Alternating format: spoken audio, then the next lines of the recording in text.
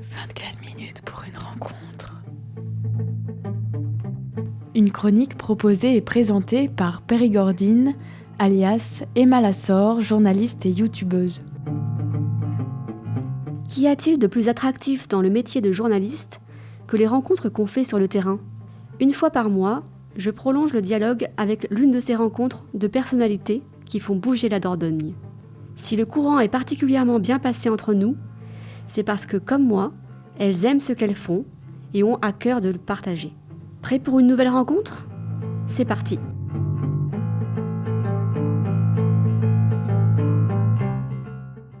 Ma première invitée a toujours eu un appareil photo dans les mains, mais n'avait pas pensé à en faire son métier jusqu'à son arrivée en Périgord. Ma première invitée ne travaille pas en studio. Elle aime capturer l'instant sans artifice.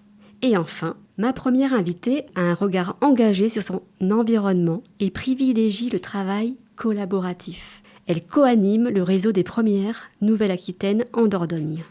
Ma première invitée, c'est Virginie Roussel. Bonjour Emma. Bonjour Virginie. Des fleurs délicates et colorées dans un champ de blé, un vélo qui semble abandonné dans une rue bigarrée d'un pays étranger, les mains d'un grand-père autour d'un pied d'un nouveau-né. Tes photographies ne passent plus inaperçues à Périgueux, où tu vis, mais aussi bien au-delà sur le département. Qu'est-ce qui t'a amené à faire de la photographie ton métier ?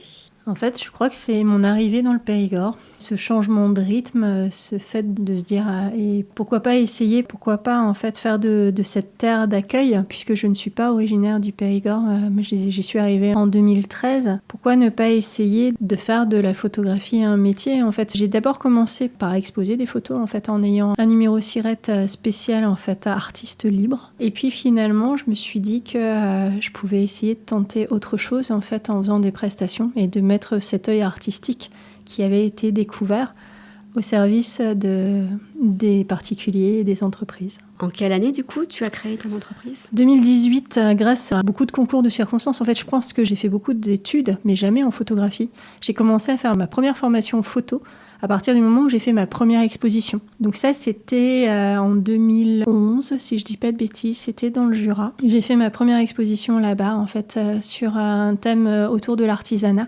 Les mains ? Les mains, exactement. Les mains des artisans. À la base, en fait, c'était un reportage sur une journée porte ouverte dans un lycée qui formait en fait aux serruriers, métalliers, ferronniers. Et j'ai fait un reportage comme je le faisais tout le temps. En fait, j'avais toujours mon appareil photo. Je me suis jamais ennuyée avec l'appareil photo. Et ce jour-là, en fait, la directrice de la médiathèque, qui s'appelait Roxane à Saint-Amour, ne pouvait pas participer en fait à la journée porte ouverte et aurait aimé avoir plus de compléments en fait par rapport à cette journée. Et je lui dis, vous inquiétez pas, je viendrai vous montrer mes photos dans la semaine. Et quand je suis allée lui faire voir mes photos, elle m'a dit, mais c'est pas des photos, en fait, il faut en faire une exposition.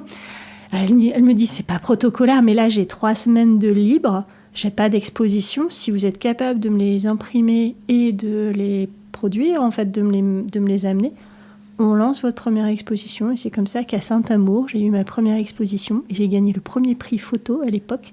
Donc 1 kilo de comté et une bouteille de vin jaune aussi, avec une photo en fait, que j'avais faite à cette époque-là. Et en fait, riche de cette expérience, parce qu'il y a beaucoup de monde qui est venu, je me suis dit, voilà, l'artisanat, c'est quelque chose que je ne connaissais pas. J'aimerais étendre en fait, aux autres artisans, pas seulement à la ferronnerie. Et je suis allée faire toc-toc en fait, chez un tourneur sur bois qui était à côté, qui m'a dit, ok, pas de problème. Je suis non, mais vous venez voir d'abord mes photos. Et quand il a vu mes photos, il m'a dit elles sont magnifiques, mais celles qui me parlent le plus, ce sont celles des mains. Et c'est lui en fait qui m'a lancée sur cette thématique de la main, où j'ai commencé à faire des photos de lui en fait, tourneur sur bois, qui était Jean-Renaud Scordia, qui était un MOF, comme on dit, un des meilleurs ouvriers de France en fait dans sa discipline. Une exposition que tu as reproduite en Périgord, en quelle année ? Elle a voyagé parce qu'elle a été à Paris, elle a été à Amiens, elle a été donc dans le Jura. Lors des GEMA, en fait, des Journées européennes des métiers d'art, elle a tourné. Et alors, ce qui est rigolo, c'est qu'aujourd'hui, en fait, j'ai comme lancé pas une mode, mais parce que je suis pas la seule à avoir travaillé là-dessus, mais en tout cas, aujourd'hui, il y a des photos d'artisanat, en fait, je crois que c'est sur la médiathèque de Lons, le Saunier, là où, en fait, juste à côté de là où j'ai pris mes photos. Et j'aimerais bien aller voir en fait ce qui s'est passé, mais donc ça devait être pareil en fait à peu près en 2012, quelque chose comme ça. Ouais.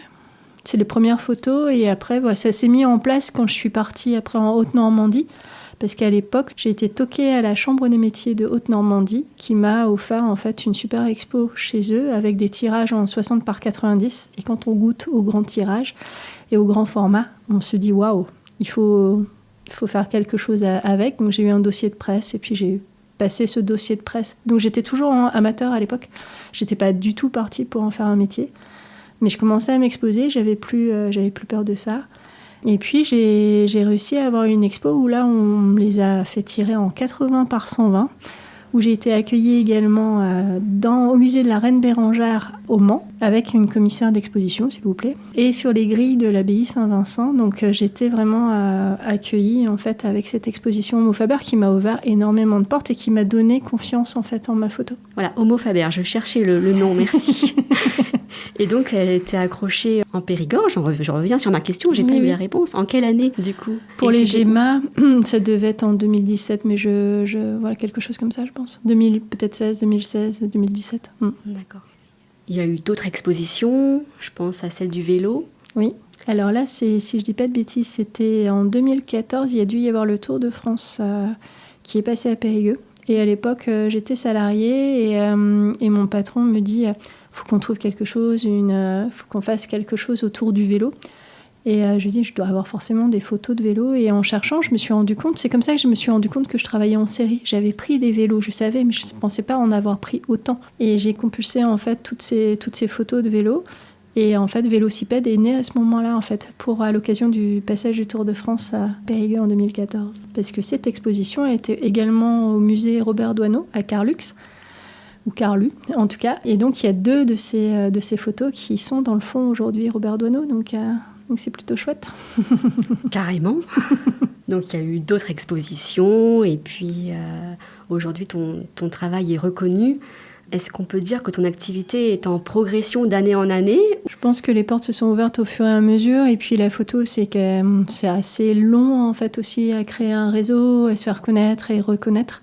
Je suis reconnue par mes pairs en fait. Je suis connue aussi, on me le dit souvent en fait, mais ton nom est connu ici à Périgueux. Je pense qu'aujourd'hui, après plus de 10 ans ici, je fais partie, en fait, j'ai régulièrement des appels, en fait, parce que et puis des recommandations, c'est surtout par recommandation, en fait. C'est rare quand quelqu'un ne me connaît pas, en fait, ou n'a jamais entendu parler de ma photo. C'est pas que, mais en même temps, c'est peut-être aussi le territoire qui veut ça. Donc ton travail se scinde en 3 parties. Une partie pour les professionnels, on l'a entendu. Une partie plus artistique, l'exposition. Et déco, j'ose le dire aujourd'hui. J'aide les gens à personnaliser leur mur, leur vrai mur à l'intérieur de chez eux. Ah ok. Et une partie plus intime, plus familiale, où on s'adresse à toi pour des événements particuliers. Oui, souvent autour de bébés aussi, parce que c'est souvent la naissance en fait qui déclenche l'acte d'achat en fait. Auprès d'un photographe professionnel. C'est vrai qu'il y a une dame qui m'a dit, tu sais maman, je venais faire une photo de sa grossesse. Elle me fait, tu sais maman, elle parlait à sa maman, à elle, je n'ai jamais vu de photo de moi dans ton ventre. Et j'ai cru que j'avais été adoptée. Et sa mère, elle n'en revenait pas. Elle fait, comment ça, t'as cru que t'étais... Elle fait, oui, je n'ai jamais vu de photo de toi enceinte. Et pendant un moment, j'ai cru que j'avais été adoptée. Et donc, elle, pour éviter que son enfant puisse se poser ce genre de questions, s'est dit, voilà, moi, je vais faire une séance grossesse. Et les séances grossesse avec moi, c'est comme partout, en fait. Je fais de la photo pas posée. En fait, on ne pose pas. On vit, on partage des moments. Et que ce soit professionnel ou familial, d'ailleurs, en fait. Les professionnels, je les prends en reportage métier. Donc, en fait, ils ne perdent pas de temps non plus. En fait, on définit ce sur quoi ils ont envie de communiquer. Les familles, c'est pareil. Qu'est-ce qu'elles aiment partager? Ça peut être une recette autour d'un gâteau. Ça peut être une balade en forêt. Et souvent, les gens n'aiment pas se faire photographier. Et quand je passe, ils se disent, mais en fait... j'ai pas l'impression d'avoir vécu une séance photo, en fait. On a fait comme d'habitude, à part que là, on a des photos en plus. Oui, c'est ça. Tu te poses comme un témoin du quotidien et Et ton slogan, c'est plutôt des photos contre des clichés. Mhm. Une façon de dire aussi que c'est le naturel, hein, finalement. Oui, ça peut être simple en fait, tout simplement être soi, c'est les partages, les sourires, des choses toutes bêtes en fait qu'on prend pas forcément, enfin on n'aurait pas pensé prendre les photos ou on n'aurait pas été sur la photo soi-même. Moi j'ai une amie photographe qui, au bout de 5 ans en fait, après avoir fait des albums, elle se rend compte que elle n'est pas sur les photos parce qu'elle prend sa famille en photo mais elle-même n'apparaît pas. Et du coup, tant qu'on a cette plus-value-là, en fait, le photographe a cet œil extérieur pour apporter l'histoire en fait de la personne, des choses toutes simples comme une cuillère lors d'une séance famille, par exemple, un petit qui mange et qui fait « Mamie, c'est la meilleure crème à la framboise que je n'ai jamais mangée !» Et en fait, ce petit moment-là où il lève la cuillère, on le voit, on le sait, mais on ne peut pas prendre une photo quand on est dans l'instant. Moi, en tant que photographe, je suis là pour capter en fait ces moments-là et je vais pouvoir avoir cette chance en fait de capter et de la laisser dans la mémoire, dans le patrimoine familial en fait. Et le petit, comme les grands-parents, peuvent prendre plaisir parce que quand on fait travailler 3 artisanes également. On travaille avec moi, photographe, on travaille avec une imprimeure en local, l'atelier Roman Angelo, et on travaille également avec un relieur, Sarah Mazet.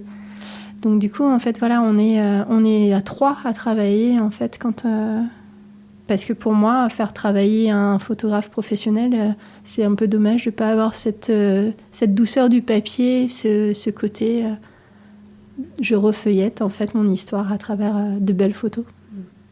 Et cette douceur et cette poésie, comment elle est ressentie par ceux qui te font travailler, par les spectateurs de tes expositions? Tu avais récolté des ressentis justement lors de la première exposition de la galerie Art Plus, rue Gambetta à Périgueux. Est-ce que tu peux nous en dévoiler quelques-uns? Il y avait beaucoup de douceur, il y avait beaucoup d'émerveillement, il y avait beaucoup de simplicité, il y avait beaucoup de spontanéité. Il y a tout un album photo en fait sur ma page Facebook Pro où on voit les gens en fait avec leur ardoise, avec ce mot comme des déclarations d'amour. En fait, c'est vraiment énormément de mots doux en fait, de choses simples, d'émerveillement. Il y avait beaucoup d'émerveillement, beaucoup de douceur, beaucoup de simplicité, quelque chose de naturel aussi, d'authentique. C'est une transition toute trouvée pour la chanson que tu as choisie pour faire une petite pause dans notre entretien. Est-ce que tu peux nous en dire 2 mots aussi sur cette chanson? C'est une chanson qui n'est pas récente, mais que j'ai eu l'occasion de rencontrer récemment. Et elle m'a bouleversée. En fait, c'est comme une enveloppe de coton, de douceur. C'est des murmures. C'est comme... on a envie de se dorloter, de prendre soin de soi, je trouve. Je vous laisse découvrir. Cadeau offert par Virginie Roussel.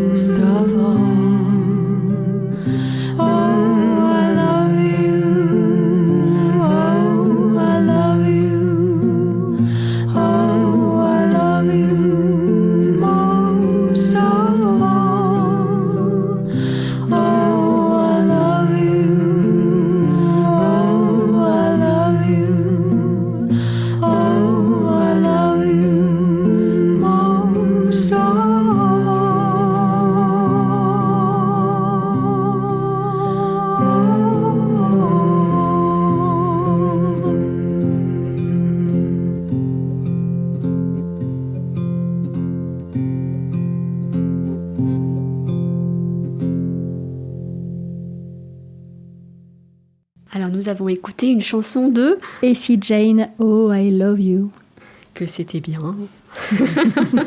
Ça nous emmène à mieux comprendre ta façon de travailler. Tu n'hésites pas à t'intégrer dans des associations pour mieux comprendre aussi tes sujets photographiques. Est-ce que tu peux nous en dire plus sur cette démarche d'aller vers Mais pour moi, ça me paraît naturel. En fait, j'ai besoin de m'infuser. J'apprends. Je ne suis pas quelqu'un qui va cliquer tout le temps. En fait, j'ai besoin de comprendre comment ça fonctionne pour capter au plus juste de la réalité du moment. Et avec les enfants, en fait, je me suis retrouvée un peu... alors on dit qu'il n'y a pas de hasard, qu'il n'y a que des rencontres, mais je le crois sincèrement. En tout cas, ça s'est fait petit à petit avec une boutique autour de la périnatalité. Et puis petit à petit, j'ai été présentée à une jeune femme qui a créé ce collectif avec une autre jeune femme qui autour de la périnatalité. Aujourd'hui, il y a une application en fait. Parentella, voilà. Et du coup, en fait, en parallèle de tout ça, on a des réunions en fait de temps en temps avec des spécialistes. Donc, je suis la seule qui n'est pas soignante et en même temps, j'aime prendre soin. Et pour moi, c'est important quand je vais là où il y a un petit bébé, là où il peut y avoir une pathologie ou là où il peut y avoir de la fragilité, d'être au plus près en fait de la personne sans déranger. D'être témoin, mais de pas m'impliquer au-delà de ce que je dois être. Et je pense que la plus belle des preuves de ça a été quand une doula m'a demandé de faire des photos lors d'un soin, le premier soin après l'accouchement d'une maman. Et je me suis dit, mais waouh, mais quelle confiance en fait, je suis là, dans cette pièce. C'est le premier moment pour elle, et je le vis avec elle et son bébé et la doula. C'est juste incroyable, en fait. C'était d'une infinie douceur aussi, et c'était un privilège incroyable de vivre ça avec elle, tout en essayant de ne pas être plus, pour ne pas perturber ce moment-là. D'ailleurs, je travaille aussi également depuis des années avec l'association Déboulonnés. Et j'ai envie de les citer parce que pour moi, ces clowns sont plus que des clowns en fait. Ils font partie en fait de l'équipe soignante à certains moments. Ils viennent aux transmissions avec les soignants. Ils sont là pour soulager la douleur. Ils sont là pour accompagner les soignants et les patients. Et ils sont là pour distraire en fait, pour permettre un soin. Et j'ai vu des choses tellement magiques et magnifiques en fait se produire grâce à eux, que ce soit à la maternité ou en EHPAD aussi.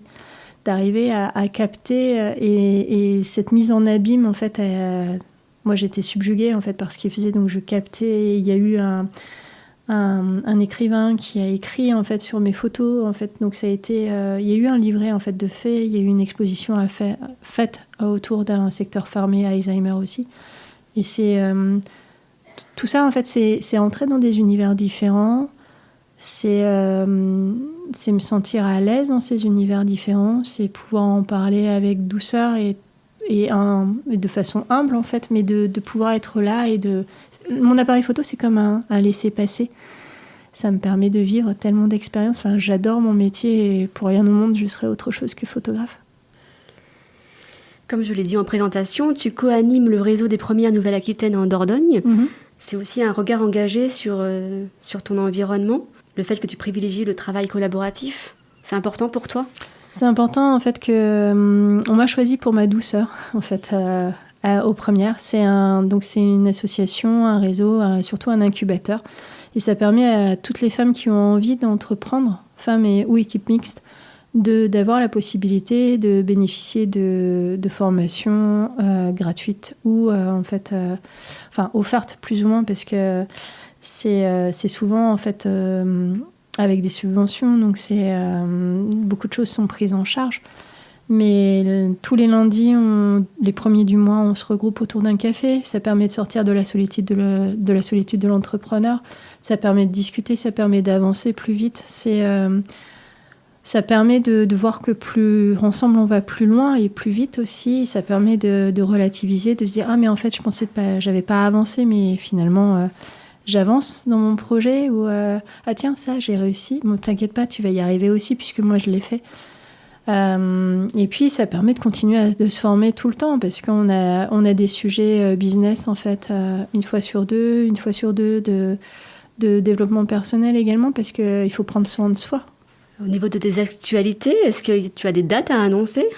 Oui, alors là, au mois de décembre, je suis sur la place de l'ancien hôtel de ville, avec une boutique éphémère, avec d'autres artisanes qui fabriquent des choses autour du crochet. Je me suis dit, tiens, le crochet, les accroches de photos, ça peut aller ensemble. Donc, j'aurai des cartes postales en vente, j'aurai des formats différents, mais j'aurai aussi des bons cadeaux à glisser sous le sapin. Et le Père Noël qui va revenir pour des séances, en fait, Père Noël sur un beau canapé, en fait, dans la boutique, c'est anciennement Christiane Pradier. Et puis, en grosse actu et en avant-première, en fait, pour le mois d'avril-mai, j'aurai la chance d'être exposée à la médiathèque de Brive autour du monde du livre.